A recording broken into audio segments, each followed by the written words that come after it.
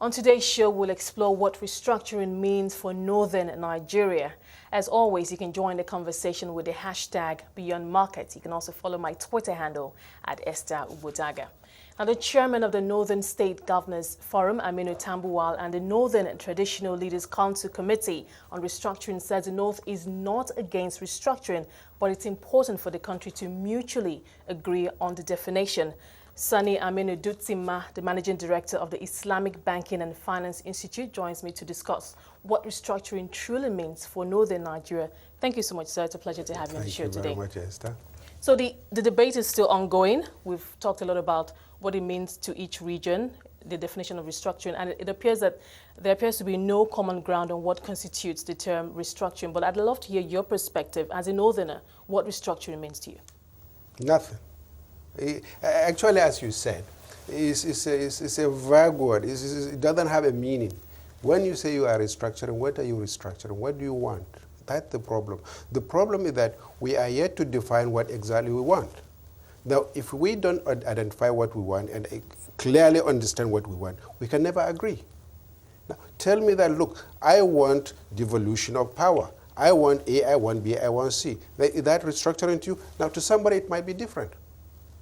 Now, but to me personally, as I said, I don't even think it is important or necessary all this talk about restructuring. It's something that just started because of one reason or the other. Well, no, I think this conversation, I mean, from my understanding so far, has been because there are grievances as to how development has occurred across the country. It's been claimed that some regions are more developed than others. Some have enjoyed better federal government presence compared to the others, and that the overall well-being of the Nigerian person, of the Nigerian, is not equal in terms of there's income inequality, high poverty levels compared to when you look at regions. So I'm thinking that perhaps is what has brought about. So when you say restructuring, maybe, like you said, maybe we don't know what we want, but something restructuring starts that change. That shouldn't be a problem. This is purely a subject of political economy. As a nation, you know, one nation is more developed than another nation. One nation has more poverty than another nation. One nation is less educated than another. Now, in a nation that nations thinks to be united and developed and one single entity as a nation, it should be a problem for all the nation. Not a single problem for northern Nigeria or southern Nigeria or east. No, this is Nigeria. Now, as a Nigeria, it's a question of you give, you take. In a political economy, a system of political economy, you look at it that you have this, I have this. Now, how do we come together and build a nation? As long as we stand up and say, I am a northerner, I am a southerner, I am an easterner, I want this for my people, I want this, we are not a nation. But it appears that is our reality. That is what we've always done. Let's go back to history, Esther. What brought the first coup in Nigeria? It has nothing to do with corruption. There was not corruption as we call it that. It was simply that one part of the country think that I should have the president.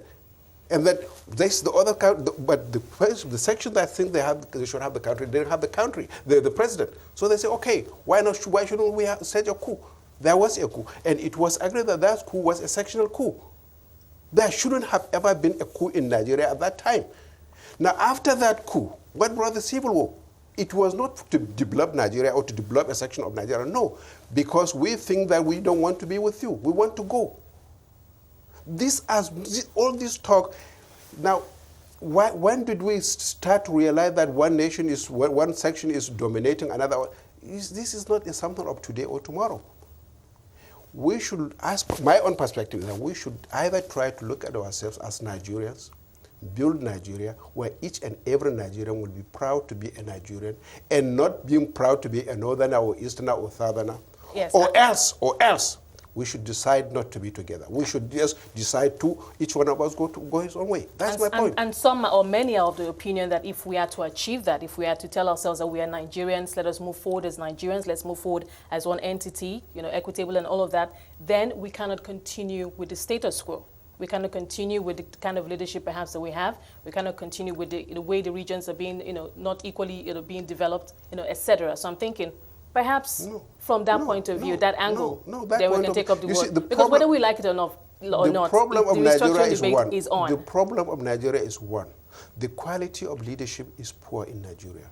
And that quality of leadership, I'm not talking only the presidency, from the grassroots, one's leadership, anywhere, the quality of our leadership is extremely poor. Extremely, extremely poor. Now, this is a nation where people start to think me first rather than the nation next. Now, we come from the minor to the bigger, rather than from the bigger perspective to the lower. The Nigerian situation is pathetic. We start from me, then my village, then my state, then my region, then my country. This is the situation we are in. So that is an orientation. That is the orientation. Now, there was only once or twice in this country that when I felt that people were trying to be proud that we are Nigerians. Probably you are Murtala Muhammad when he was the president of Nigeria, the military president of Nigeria. People started feeling that yes, we are Nigerians, because the leadership at that time was looking at each and everyone as a Nigerian. You understand? Now, after that, then we went into a situation whereby we look at leadership as a personal achievement, as something that, yes, I have arrived. Yes, it is me. First before my state. Each and every person that now is aspiring to be a president or a governor or whatever in Nigerian situation, he is not thinking of building a Nigeria. He is thinking of, yes, I was once a governor. Then he's thinking next to his own people, his own locality. That is not a nation. And secondly, look at the Nigerian situation. We don't have respect for one another. No nation, and I repeat, no nation will ever progress if they don't respect one another. It's not the issue of whether you have so many, this is the population or this is the richness you have. You have to respect yourselves, respect one another. I respect you, not simply because you are from my state or from my local. You are a Nigerian, I respect you. You respect me. Once you start to talk, a talk that you look at the gown he's wearing, now then you are demonizing, you are bringing down the quality of the nation, not my one person. Nigerians, there is nothing wrong with Nigeria that we are thinking for restructuring. The fundamental problem you don't think that we need devolution of powers for once? I don't think. And allowing the states to control the resources because the federal government, you don't think the federal government is burdened with carrying all of that? It all depends on how you use the power. It all depends on how you rule. If you are going to restructure today with the same mentality, with the same people, with the same thinking, Nigeria will continue to be what it is. So you don't think that the country will be better off if states had control over their own resources? No, I don't think so. Now, and what is this resources of the state? Are you talking about the states don't have a resource? The resource is owned by the Federal Republic of Nigeria. Nigeria resources. With the federal government as custodian, in court. So that is one of the challenges. They say, federal government, step out of the way. Let us have control. Let us till the ground. Let us harness this minerals and resources that we have in our soil. Is that the biggest problem we have? Is that the only thing we are thinking of? That okay, you don't have minerals. It's not about the fact that it's purely economics. It's all about, it is economics. But what we are saying is that your resources and my resources can be harnessed to make Nigerians, individual Nigerians, people Nigerians, you and me, to be a better people. Now, it's not for you. Take, for instance, a state has so resources. It wants to control resources. State B doesn't have. It has nothing. Now, what you are telling me that you are not sharing, this is mine. And I'm telling you that in a family, in a nation, where we live as a nation, yours and mine are ours. The problem, as I told you that, is simply leadership, the quality of leadership. Take anybody. So if we had good leadership, according to you, at the top and for each state, yes, we wouldn't have that problem here in Nigeria. Every nation, name a nation that has never ever developed without a leadership. Okay. No nation has ever developed without a leadership. One single individual person can make a nation develop, and one single individual leader can destroy a nation. And we are yet in Nigeria to find a qualitative leader who exactly is driving Nigeria where it is supposed to go. We have everything that it takes to be a nation. Okay, let us move this along. Still on northern Nigeria and how it sees restructuring. There have been so many, comments, even by prominent Nigerians, that the North is nervous about restructuring, that the North feels like it wouldn't benefit from a restructuring. And I'm thinking, from what angle is that coming from? No. Perhaps you want to wait. As I told you, I don't think I should speak for them, but what I know, what I have seen, when so you hear many, that, what comes to mind? Now, nobody, rather most people in the North are not scared of restructuring. In fact, what is more favorable in northern Nigeria is not restructuring. What is more favorable in northern Nigeria, I believe, and I know, is let's have two different nations. Let each nation go its own way. Believe me honestly. This is, I think, the most favorable notion. But the President of the Federal Republic of Nigeria has said it clearly that, no, look, the question of secession does not arise. Now, that is one view, that is one position, but myself, personally, I think we are sitting on a bombshell. Let us sit down. Are we really comfortable with one another and we want to be a nation? So are you saying that you believe that the North will be better off on its own? I believe the North will be better off as a single separate entity. With whoever wants to go, let go. You see, let us look at from this perspective. What actually brought all this noise about restructuring? There was the issue of Biafra. There was the issue of this, what they call the IPAD. They want Biafra and Kanu and all this noise. Then there was this issue of northern youth that came up and gave the alternative. That look, you want Biafra, good, but get out of northern Nigeria. You know, that was the genesis of what brought up the issue of restructuring. Now, that question of the secession from the Biafran cooled down. There was so much talk and so much that because, even the United Nations talk about it, because there was almost like a threat from the northern Nigeria that people should get out. Now, that's what brought this new issue about restructuring. The actual fact is that since we started as a nation, we have been creating problems for ourselves one after the other, nothing has solved it. The first republic of Nigeria was a federation, a true federation.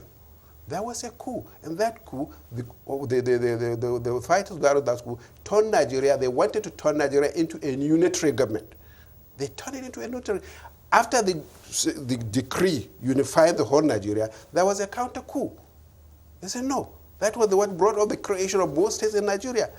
All these are movements from one problem to another, I keep saying, and I repeat myself, if we cannot have a leadership, if we cannot believe to be Nigerians, if we cannot be proud that you are from Edo, I am from Katsina, you are from Sokoto, I am from Bayelsa, that we are one and equal Nigerians, that I have a right to be a Nigerian as much as you have a right to be. And if we cannot understand that one, if we cannot respect ourselves and respect each other on that one, believe me honestly, there is no amount of restructuring that we will do that will make Nigeria a better Nigeria. Mr. Dutsinma, we're going to have to take a short break. Stay with us. We'll continue and pick up from where we left off. I've been speaking to Sani Aminu Dutsinma, the Managing Director, Islamic Banking and Finance Institute. My guest is Sani Aminu Dutsinma, the Managing Director of Islamic Banking and Finance Institute. And we have been discussing restructuring and the implications for northern Nigeria. Thank you so much for sticking around for us. Thank you. Now, well, you've made your position quite clear about restructuring. Very pertinent issues on the table, but that is your perspective. But I wanted to talk about, you mentioned some interesting points that saying that, according to you, chaos, the North perhaps would be better to stand alone. But when one looks at from a development point of view, the North continues to lag other regions. If you look at basic human and economic indicators, healthcare, education, even poverty levels are quite astronomical in the North. So I'm just thinking, why do you think that the North continues to lag in that respect? We will come back to the same issue. For a people to develop, there must be a leadership. The North has everything to develop itself, but lack the quality of leadership to do that. Now, if you look at most nations, agriculture is the major stay in every nation in these countries. And agriculture is supposed to be dominated by individuals and groups. It's not like oil whereby it's owned by companies. Now, unfortunately, for decades, the way agriculture has been in the North continues to be the way it is. One. Secondly, probably you look at the situation whereby we have this mentality of brother's keeper, and then which develops into a little aspect of I don't care attitudes. Now, it is only a northerner that you can cheat today and tomorrow he will come back and allow you to cheat him. Now, all these are psychological issues which probably ended up into underdeveloping northern Nigeria. But the major one is probably, as I said, is that the quality of our leadership, especially the northern Nigeria. I give credit sometimes to some leaders from the south, despite the fact that they have the same tendency of stealing.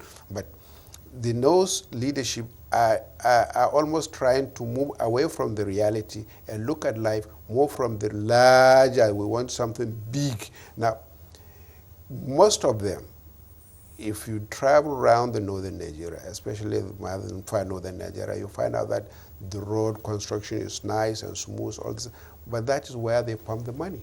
Rather than human development, they try to put things regarding the political system and that into a situation whereby people want to see, and say, so Mr. A.B., Governor A.B. has done this, he's the one in charge of this. You have this, what they call elephant projects. Now, that is the wrong motive. Okay, so investments in capital projects and not in human capital development. Yes, that's the greatest problem we are facing. Now, as I told you earlier on that, agriculture for decades has been what it is. But in most parts of the world, agriculture has moved from the labor-intensive agriculture to more scientifically and technologically intensive agriculture. And agriculture to date in northern Nigeria, most people is a kind of you work and chop.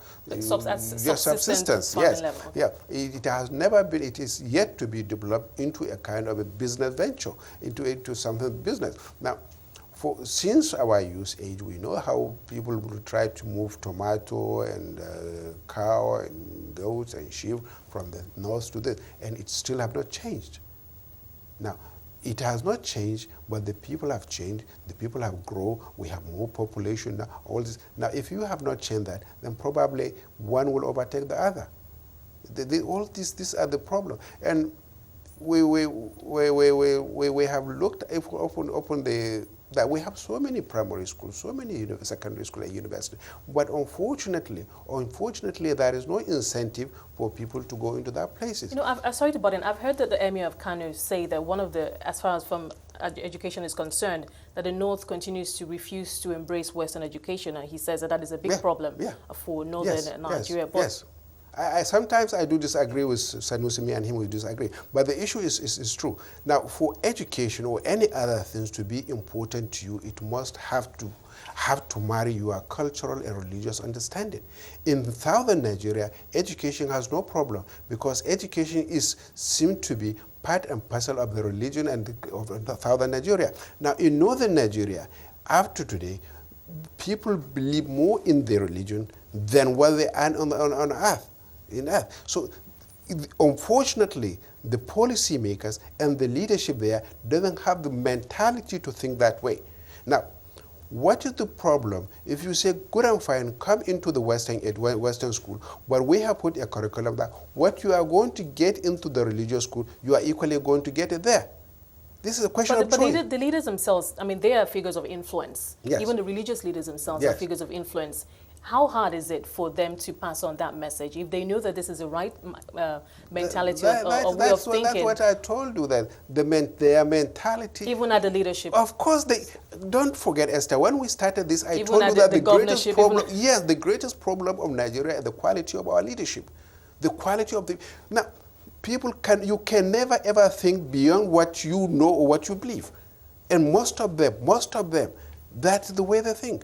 Now, you see, unfortunately, not only northern Nigeria, Africa generally, the mentality is copycats.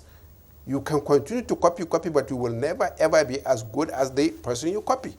This is the reality. Northern Nigeria, we are yet to find somebody that, yes, truly believe that the individual has a thinking that I want to develop this individual rather than develop myself. And you don't think that the issue of restructuring, I know how you feel about that, but some of the talk that's come under the issue of restructuring is, okay, let us change some of those old practices that have kept, many regions, behind. For the North, education, the mindset around, even at the primary healthcare level, vaccinations, some people think that this is wrong, it is evil to be vaccinated. That has nothing to do with restructuring. We have fought. Some have even used their life to get what is called so-called democracy in Nigeria. We have National Assembly.